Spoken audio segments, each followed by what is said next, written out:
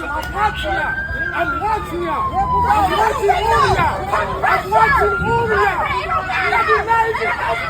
They not even helping him. They just got him on the floor. Y'all gonna let him die. Walking the spot with my amigos like I'm trying to lick me a free code. On my bully, I feel like I'm Debo. Drill after drill, trying to get me a mill. Like Taliban, Julie, this shit OD.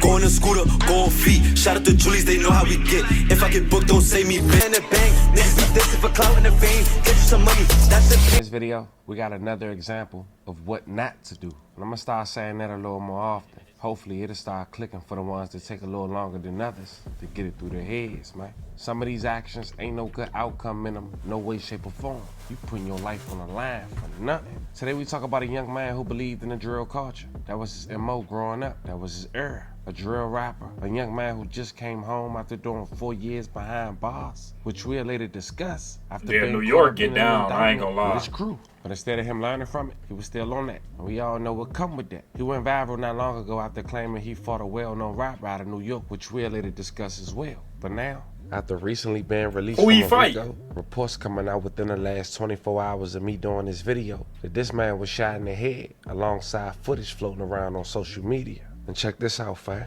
He was gunned down right in front of his parole office. And we all know he just got somebody wants your headshot. location. And you got any run-ins with the law, man, it's easy. It's 2 + 2 = 4. Now you'll later hear that this man parole officer not only saw what took place, but also the one who called 911. His Now, PO despite saw it. what we briefly just talked about, what we're gonna later elaborate on in this video, this was somebody who was known for dissing the dead in his music. And the more I do these stories, fam, I gotta be real, the harder it become to feel sympathy when you keep putting that same energy back out. But still, nonetheless, we're gonna pay our respects. Yeah, Talk that's about crazy. the details, his alleged gang, where he from, and how everything led to this tragic ending. But before we go over this one, I want you guys to remember, I won't give you no angle. I'll just give you the story. So with that being said, make sure you like, comment, and subscribe. We're gonna jump right to it. Now before we get too deep into this story, let's talk about where this young man from. Uptown Bronx, Gun Hill Road. Anybody familiar with that side of the city? You know, it's a real environment. Tight blocks, long history, and generations tied to the same neighborhood. Gun Hill, White Plains. That whole side been active for decades. You see the G side area? That's short for Gun Hill side. It got its own identity. A lot of them grew up together, went to the same schools, and later fell under the same flag, the Billy Gang, which is a subset of the Bloods. The Billies trace back to the mid-2000s in New York prison system and in the streets. Originally, a Harlem-based movement that spread across the 5 boroughs. They mixed that traditional blood mentality with New York culture, loyalty, retaliation, and respect. In the Bronx, the Billy Gang presence is strong. You hear it in the music, you saw it in videos. They're connected to other Bloods like Sex, Money, Murder, 9 Trey, Mac Ballers, but they operate under their own rules. It's more of a young generation movement. Drill rappers, neighborhood soldiers, and people trying to claim their own identity under that flag. Now when it came to the G side, they became known not just for the street activity, but also for the way the new generation blended the drill sound with that old New York aggression. But it's that mix of music and the street life that make it dangerous. Once that drill energy hit real beef, it's not lyrics anymore, it's a lifestyle. And for a lot of these young men, once you jump into that lane, ain't no clean exit. Now coming out that same energy, out the Gun Hill G-side section, was a young man by the name of John Martinez, known in the streets and online as Suave Drilly. Connecting himself with Billy Gang, he was known to diss mainly Crips. He mainly talked about betrayal, retaliation, and staying alert in his own hood and his music. And tracks like With the Billies, a collab with the local G-side members that doubled as both a street anthem and a hood roll call, heavily referencing uptown ties to the Billy Gang. And in tracks like For the Set, one of the earlier tracks recorded before his 2022 indictment, which we'll later discuss, known for its heavy bass, aggressive delivery, and coded messages about loyalty and fallen members. Then he had tracks like No Passes, Drop Wild. So was he a disrespectful rapper? Recorded during a brief release period. Fans called it one of his most emotional songs. like nigga you been riding. The nigga you told him my blunt, damn. Still looking for a nigga named Jesse. Feet twist up his fingers, it's finna get messy. I'm with the trends, we getting daddy. Then it was Uptown Baby. It was a freestyle. The track that put him on the Bronx drill blogs, gaining views fast due to his viral bars, dissing rivals, and referencing a past altercation with the New York drill rapper 4K flop. Had to carry the bricks, y'all heard what I did when I ran in the sticks. I know they hate me, gotta move right. His lady a demon, that's my. His catalog wasn't huge, but it was consistent with authentic street perspective people crave from drill artists. Most of his visuals were shot in his own neighborhood, corner stores, rooftops, and stairwells off Gun Hill, and while repping G-Side and his Billy ties. And it's crazy because if you listen close, you can hear the pain, the loyalty, and the paranoia, all layered under the tough energy. It's the sound of someone trying to balance fame and the streets, knowing deep down one usually cancels out the other. Now before we get into what happened after his release, let's rewind back to 2022, the year everything really shifted for Suave Drilly and the G-Side movement. Back then, the Bronx was under a microscope. The NYPD and the Bronx DA had already launched multiple indictments targeting drill associate sets, and the Billy Gang / G-Side circle was no exception. Suave was one of several young men named in that suite, accused of conspiracy and weapons-related offenses tied to street activity around the Gun Hill section. According to court documents and public records, prosecutors claim that the group operated like a tight-knit network, linking music, image, and alleged crimes together as one narrative. And like so many other drill artists before him, Suave's lyrics were cited as evidence, part of the case used to show affiliation and motive. 20 alleged members of the G-Side Drilly Gang, a subset of the Bloods' sex, money, murder. Between September 2018 and March of this year, these defendants allegedly engaged in 32 acts of violence, including murder and attempted murder, with the most recent being just a few weeks ago. The defendants allegedly committed multiple shootings, some in broad daylight, in busy areas, killing 2 people and injuring innocent bystanders. Oh yeah, they like that. Terrorized residents of the Fordham, Bedford Park neighborhoods who were forced to run for their lives as the bullets flew through the air. The defendants, who are prominent in the drill rap scene, allegedly often boasted about the violence that they or their associates executed. It was wantonless, it was senseless violence. It was beefs and slights and disrespects that all drove some of these incidents. At the time he was already incarcerated. He sat down for a while, 4 years total. Some of that time from previous cases. The rest after the 2022 indictment. Inside, Suave reportedly took a plea deal, avoiding a longer sentence, but still carrying the label of being part of that indictment. For a lot of people around him, that movement was supposed to be the reset, the point where he focused and put the streets behind him, focusing on his life, and if he thought he was successful enough, his music. But when he came home, he did an interview with PP Hams. I'll leave the link in the bio. This has been ongoing. Like 2018, I got booked. For a gun charge. Okay. I guess released on R&R, inoperable firearm. I guess released. I bail out. I mean, I didn't even bail out. I was about to bail out, then I get released. So then I stay in the town for like a year. I guess booked February 25th, 2019. Yeah. I guess booked for attempt murder. I bails out. Then I stay in the town I bailed out March. It took me like a month to bail out. I came back to jail. When was it? I want to say April. Okay. No, I want to say May. It was May. Okay. I got booked for some shit at the courthouse. Some dumb shit. Yeah. I got into it and shit. So I got booked at the courthouse. I bails out for that. Then I get booked again, July 4th, 2019. I get booked for reckless endangerment. Yeah. I bails out. They give me another bail. I bail out again. So I bail out 3 times by then. Yeah. How much are all these bails? I know the bread is just. Yeah, he been getting a lot of bails. Like, yeah, hell yeah. Well, the first one. You know the feds was first one was come. 100K. Yeah. For the 10% of that is 10K. 10K. Yeah. Then the second one was like 50K, 10% of that is 5K. Mm-hmm. Then the last one on July 4th was like 2,500. Like okay. 2,500. Okay. I bailed out and shit. So I stay in the town. I stayed in the town from July 4th, 2019, all the way to September 2nd, 2020. I get booked again. So throughout that whole shit, I'm fake going back and forth to court. Yeah. Mad shit going on. So I get booked September 2nd, 2020. I get stopped in a car, an illegal stop and frisk. It was illegal, but I still got arrested anyways, and then I ain't been home since. Wow. While I was incarcerated, 2022, they dropped an indictment on us. Yeah. So it gave me new charges on top of the charge I already had. The charges I already had. Gotcha. So I was fighting like 6 charges, 6 different charges plus an indictment, including the 6 charges. So for me, when they first offered me, how much was it? They first offered me 15. It was 15 to 25 if I blow the conspiracy in the first. Yeah. So time going on, 2021, town going crazy, 2022, town going crazy, we still locked up. Then, 2022, they offered me, I would go to court one day, they offered me 10. They go down from 15 to 10 years. Yeah. I'm like, nah, can't take that.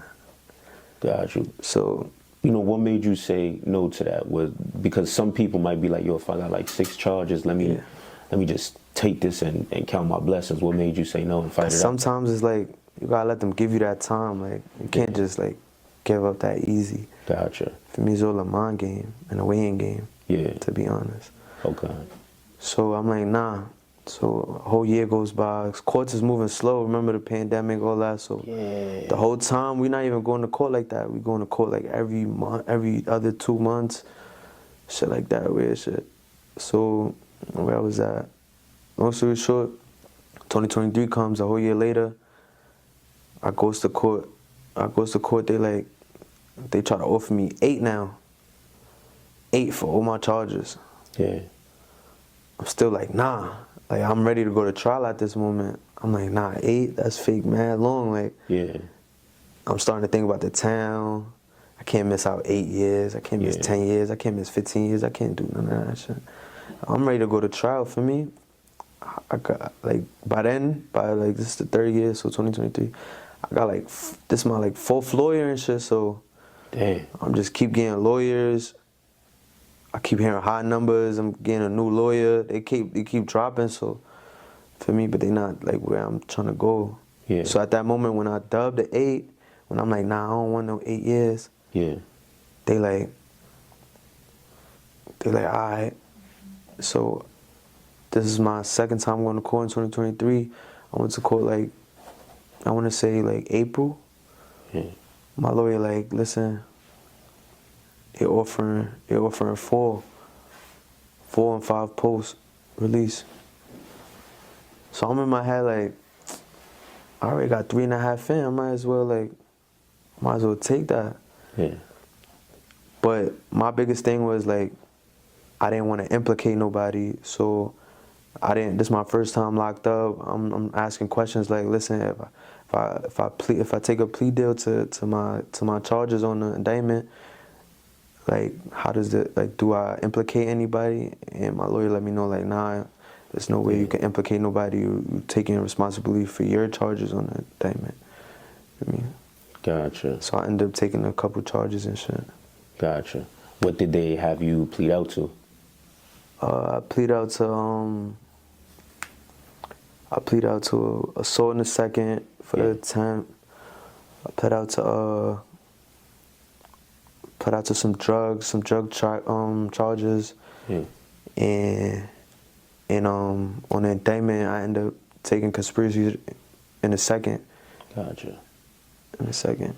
Once again, shout out to PP Hims. That interview was done in early. Yo, they kept on dropping his plea deal down. I feel like they didn't have nothing. On probation. With that is his annual drug testing. And on Wednesday, October 15, 2025, at around 5:50 p.m., Suave was leaving his parole office, located on the 79 block of Alexander Avenue in the Mohaven section. He had recently did his drug screening, but shortly after, a radio call transmission would come in of a panicked parole officer who was heard fighting back crowds on the street as she was frantic, asking for ambulance after a shooting A police dispatch Oh, struggled to no. make sense of it all. Who shot who, the dispatcher said. A parolee was shot. Please send someone to 79 Alexander Avenue. Minutes earlier, she got a call that police saw a group of men approaching the office in ski masks. She instantly knew something wasn't right. On the ground was 27-year-old Suave, as mentioned, John Martinez. May he rest in peace and loving condolences to his family.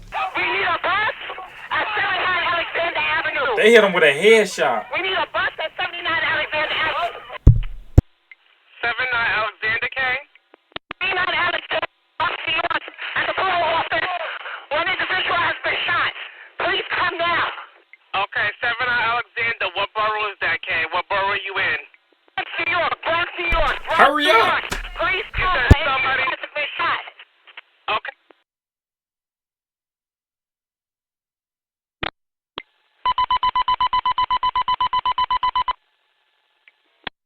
Cat 1752, compound of the 40 at 79 Alexander Avenue.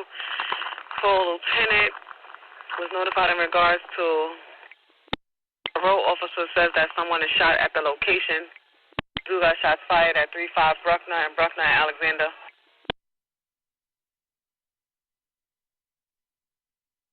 Someone is shot at a parole officer, Karen?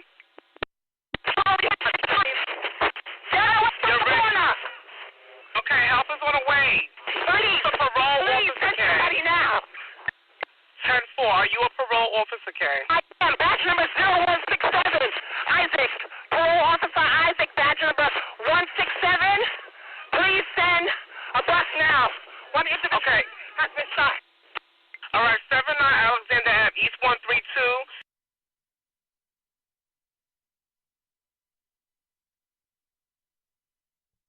Yo, it's And going Bruckner, down. correct. An individual has been shot. Please send somebody now. So he got- Okay, who shot this individual? He got shot. Okay, who was shot? At the PO office.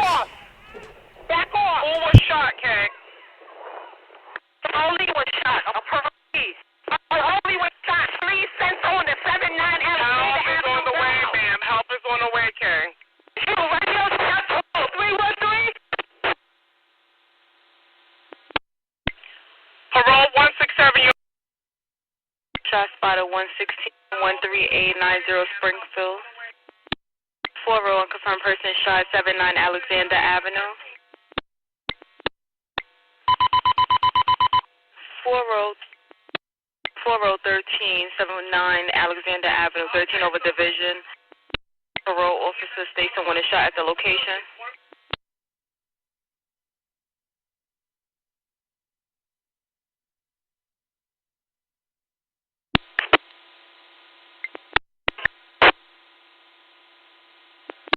That's the 10-5 location? We got time 13. That's the 10-5 location for the 13.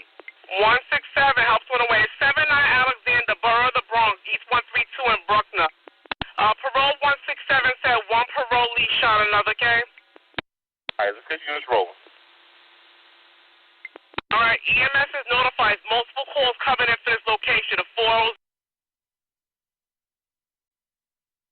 in route, okay? Thank you. TV reported. 10-5, that, okay? 10-5 NYPD just arrived. Alright, 10-4, okay? Yes, NYPD is on the site. Alright, 10-4, okay? Need a bus here as soon as possible. 10-4, okay? Where is he shot at? Shot in his back and on his lower extremity. Alright, 10-4. Is the perp still on scene, Kay?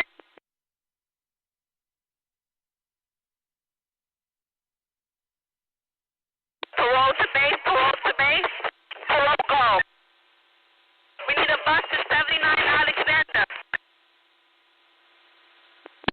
Can I get an ETA on that bus to 79 Alexander? I don't have an ETA, Kay. I don't have an ETA. Copy.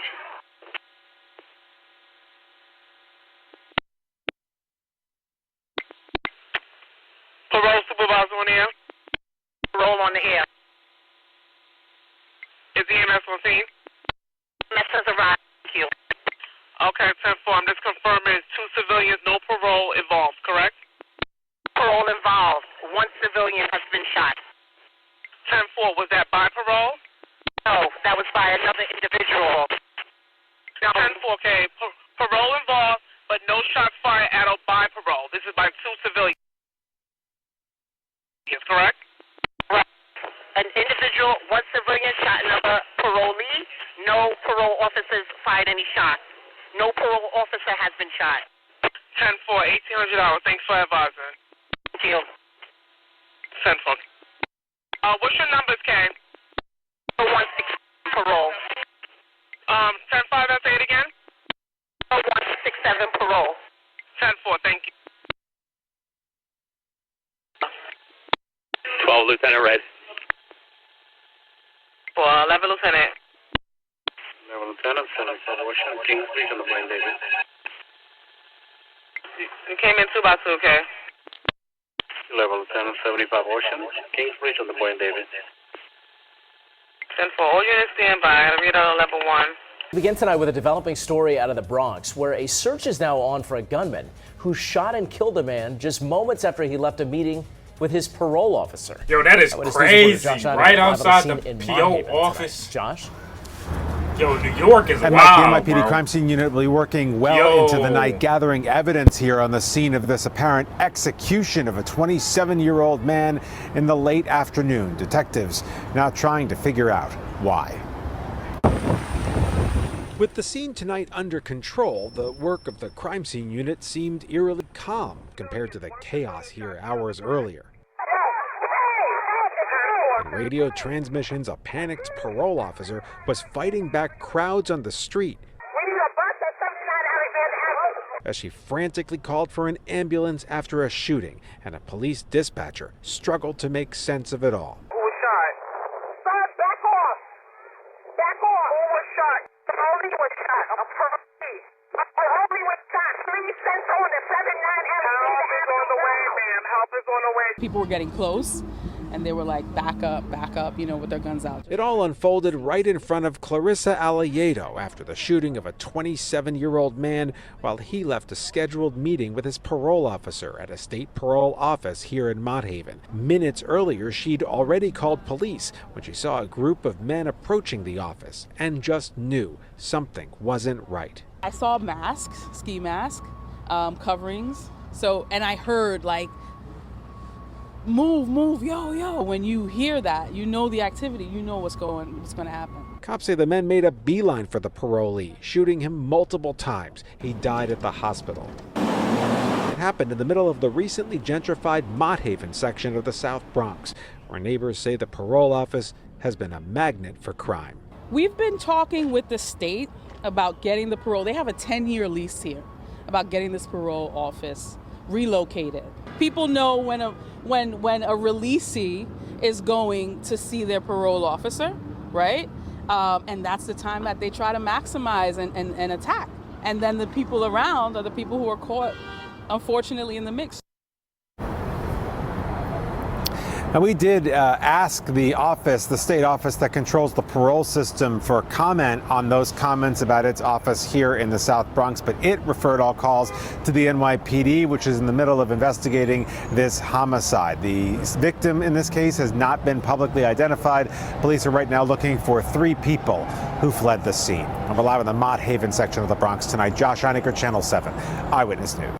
Now, in his music, he was known to diss a well-known 16-year-old named Nazi, Rayway, a young dad and an alleged crip. He was shot and killed by a young man identified as Blitz.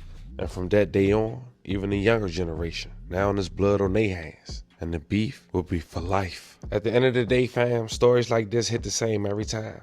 Another young man from the Bronx, talented, full of potential, but trapped in a cycle that don't let too many make it out. You can hear to his lyrics, the pain, the pride, the survival. But somewhere along the way, the streets became louder than the message. And this is why I keep saying it. Some things don't got no good outcome, no matter how you look at it. I guess it's easy to say, free the guys and long live the guys. But what's harder is breaking the pattern so we stop losing so many in the first place. Rest in peace, John Martinez, better known as Suave Drilly. May his story be a reminder and not a trend. So to the youth watching, remember, you ain't gotta crash out to prove your loyalty. And you don't gotta be the next name on a t-shirt to be respected. The real ones find a way to live, grow, and make it out. With that being said, 11 prayers to everyone who was affected by this story. This was the story of a local rapper in New York who was gunned down only moments after leaving his parole office. That's crazy. Taking a drug test. Leaving the PO office is crazy. Y'all, that's crazy. Let me know in the comments what y'all think about that. Should they have police at the PO office? Y'all think New York is dangerous? Let me know what y'all think in the comments. I appreciate y'all for tuning in. Make sure you like the video, subscribe to the channel. It's your boy B.O.E. Bands. I'm out. Peace.